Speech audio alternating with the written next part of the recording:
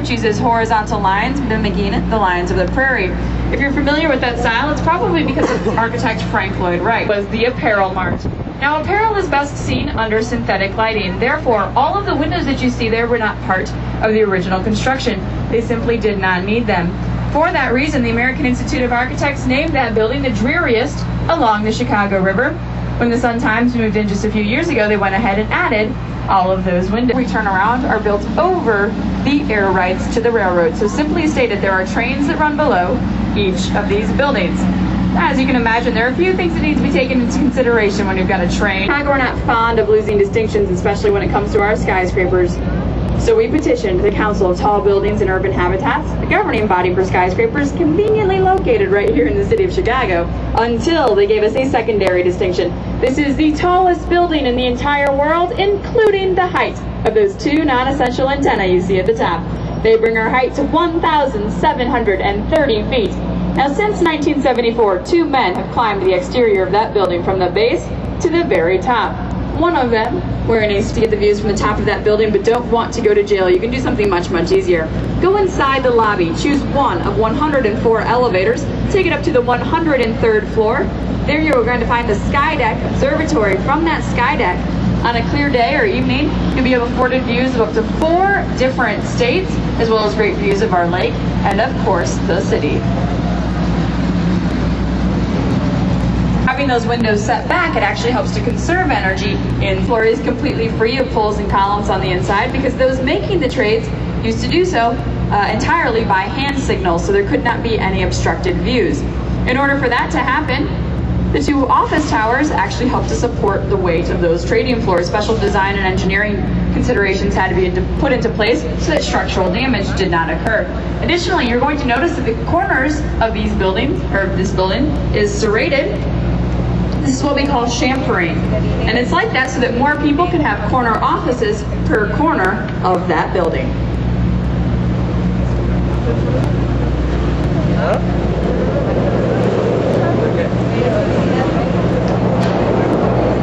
Here on our right is the Civic Opera Building. Now, this building was built for a man named Samuel Insull. Popular legend has it that Mr. Insull had a loved one who was an opera singer in New York City. She auditioned for the Met, but was denied. So he brought her back to Chicago, built her a 3-year international style of architecture. Now, like the modernist, the severe internationalists believe that less is more. So you see very little to no decoration on the exterior, strict use of 90-degree angles. It also follows what Louis Sullivan, a very famous architect here in our city, coined, that form should ever follow function, meaning the purpose of the building and how the building fulfilled its purpose was much more important than what the building looked like.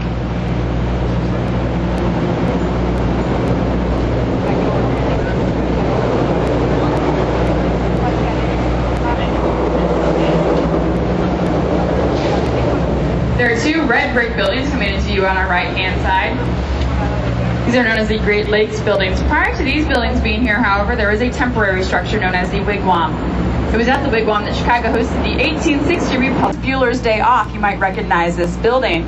When Ferris was skipping school and leading the parade through the streets of Chicago, and his father was upstairs in his office dancing, it was inside this office. This is where Ferris's father worked. If you've seen the movie The Truman Show, you might also recognize this building as Jim Carrey's face was projected along the exterior of that building. Or perhaps you've seen neither of those 2 movies or you just don't care. So you say, Sarah, we really don't care. Pop culture stuff, tell us about the building.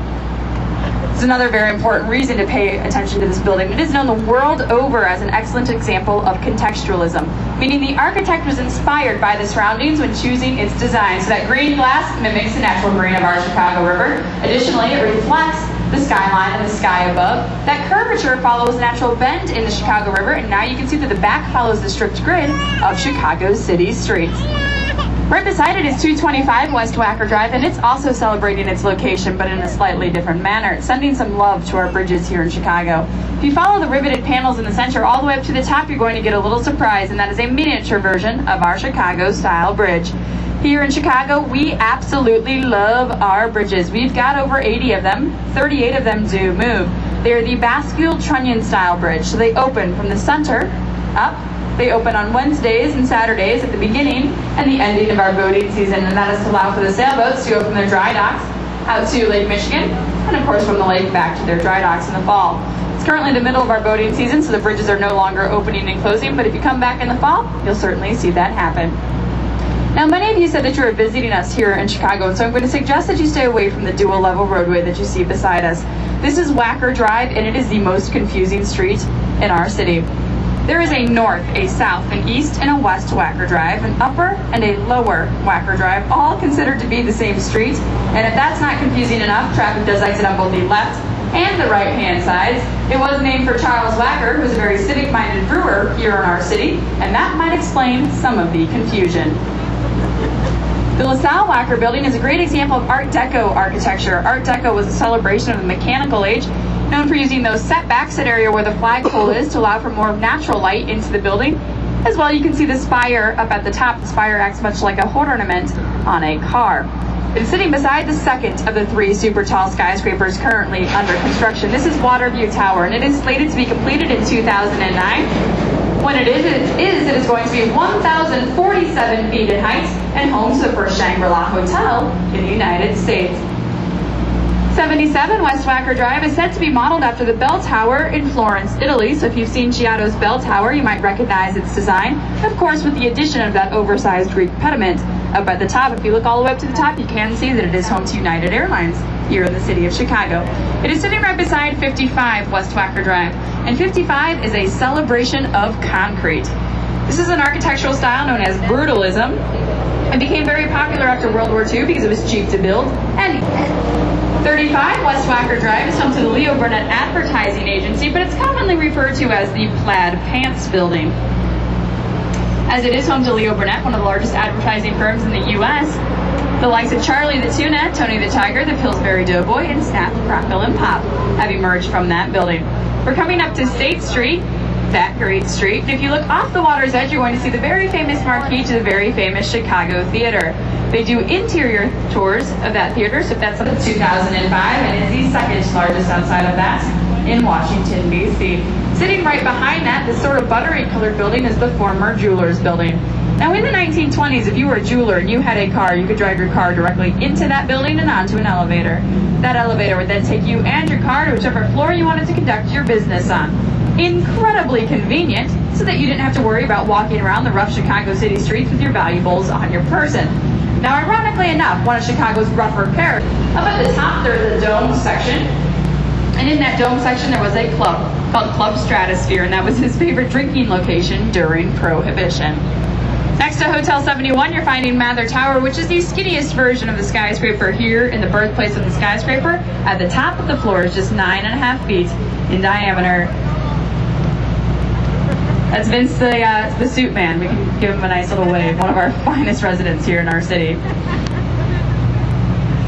We're sitting right beside Crane Communications, which is where Chicago really got its start. This was the original site of Fort Dearborn. Fort Dearborn was the original fort here in our area, constructed in 1803. It remained in use until 1812. Unfortunately, it was massacred during the War of 1812, but they rebuilt it in 1816, and it remained in use until 1837, when Chicago was incorporated as a city, and we haven't looked back since. Now we are coming up to Michigan Avenue, one of our great streets here in the city, often known as the Magnificent Mile. If you like shopping, head to the north. If you like art, head to the south. If you like neither, I think this boat's probably the perfect place for you. Carbide and Carbon Building. It was designed by the Burnham brothers in the 1920s. The story goes that the Burnham brothers were at a party and they saw an absolutely beautiful bottle of champagne. They were so inspired that they decided to base the design of their building off of that bottle. So that accommodates for that green exterior and the very shiny gold top, much like the foil on the top of a champagne bottle. Now, it is the former Carbide and Carbon Building, but today, appropriately, is home to the Hard Rock Hotel. And speaking of hotels, the two brown buildings here on our right are home to the Hyatt Regency Hotel, which is the largest hotel in our city, with 2,019 hotel rooms inside. Coming into view between the two Hyatt towers off the water's edge, you're going to find a building with arrows going up the side, as well as that diamond shape at the top, and an 80-foot Art Deco spire. Kind of looks like the Chrysler Building in New York City or One Liberty Place in Philadelphia. This is 2 Prudential, or 2 Pru for short. Now this building is a mere 995 feet from the base of the building to the tip of that spire, so it's only 5 feet short of being super tall. And that building is a benchmark for height that I'm going to use when we come back onto the river.